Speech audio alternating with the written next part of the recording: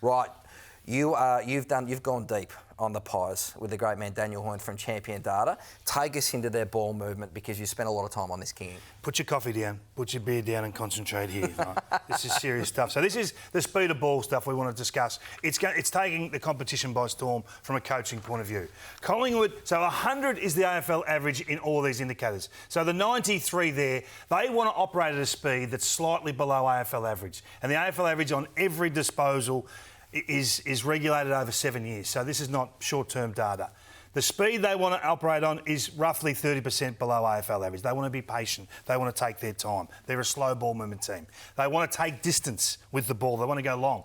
So that's 119. 111 distance to goal means they want to take territory as well. They want to be a straight down the line towards goal team. So what happened in the first half against the West Coast Eagles was very interesting. So just to stick with the numbers for a minute, just work with me. So 93 was the overall. That's up to 102. They're going a lot faster than what they normally would. 86 is a big jump from 73. Ball in hand, get it going, quick kicking. Distance, a lot shorter. This is not how they want to play.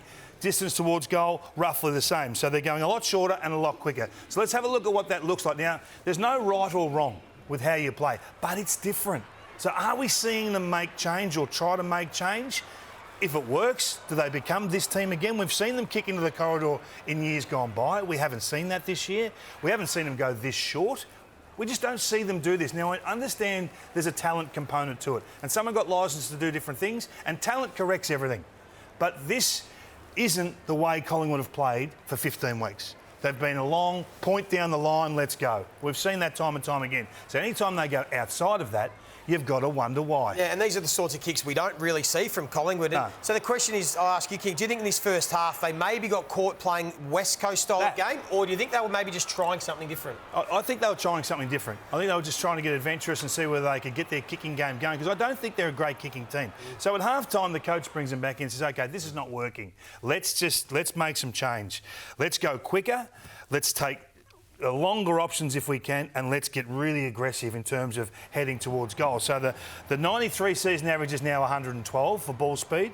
The 73 time, which is 30% below AFL average, is now about AFL average at 95. The distance is the big change, as long as possible.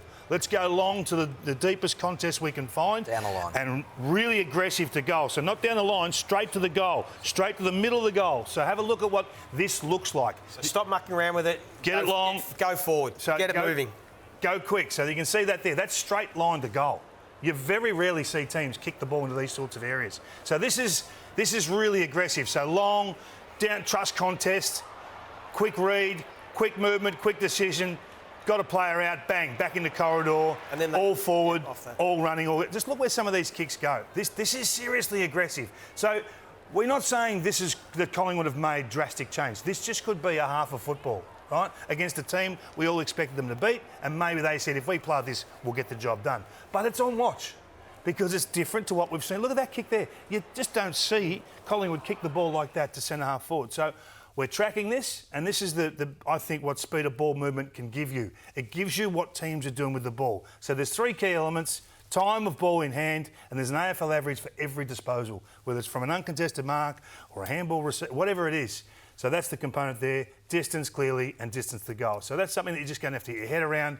It took a while to grasp the pressure numbers and all those sorts of things. This will be a little bit similar, but the overall number is all important. And it is surprising. Everyone thought Collingwood are a fast team on offence. That's how people picture them. But when you see the time in hand, they're actually slow with ball in hand. They, as you can picture, they are patient, they wait, they set up for their long down the line play, which is why they're elite defensively. They don't get opened up too often because they all hold on to it. They get set behind the footy, and maybe they felt West Coast pressure a bit in that first half. West Coast were terrific with their pressure game, whatever, and then the adjustments Collingwood made led them to their win. And to your point, the former captain Scotty Penderbury at half-time said on Fox they were being too cute with the ball with some of that short stuff, so some longer supply there. What about the flip side of the coin, West Coast? Pretty impressive. It was. I thought it was terrific to watch them live. They had a game plan to take the game on against Collingwood. They wanted to go with speed, and they wanted to go at them. And there are a number of passages, particularly in the first half, where they really challenged Collingwood. If they got through, they were able to find that little kick in the middle of the ground and get over the back of the Collingwood defence that is usually set.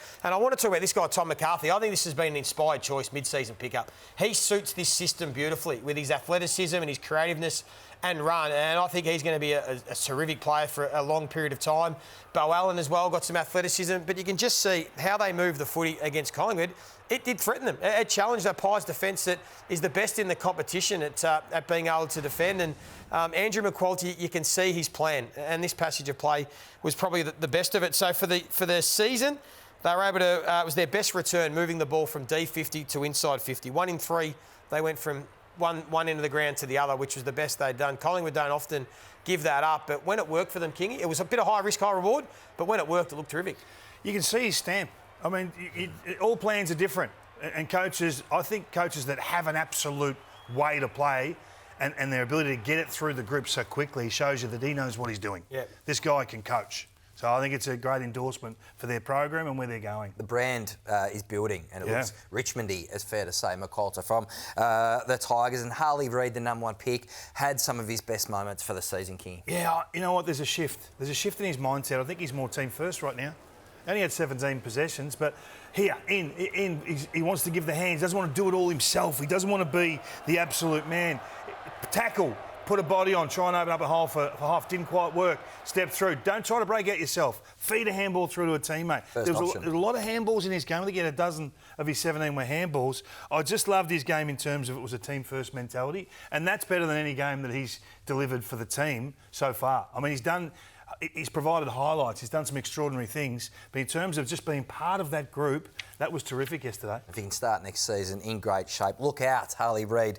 Strong performance from him. Now, it's time for Health is Your Best Player. Thanks to HBF Health Insurance. And a couple of the big dogs were on fire in that win over Sydney. Aaron Norton, one of his best games for the year. And also Sam Darcy. Speaking of unicorns, Joey, he was seriously impressive.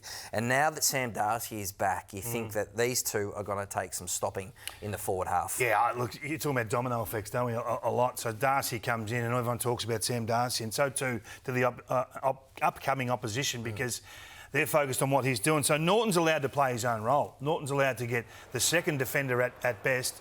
Takes 7 marks inside 50. He's only taken more than 7 marks inside 50 once in his career. He took 3 contested marks inside 50. He's only done that twice in his career. So I just look at this. He's now being able to hit the wings, Joey. I just love this freedom that this guy needs. He's not a stand and deliver player for me. He can do that. He's an on his bike. He's an on his bike. 12 marks in total, so most he's taken in any game. So I think clearly it was going to advantage Aaron, but what this gives the Dogs now in the forward half, I think is terrific. And West is a player we've talked a lot about. They've got really good targets without Bont having to go forward.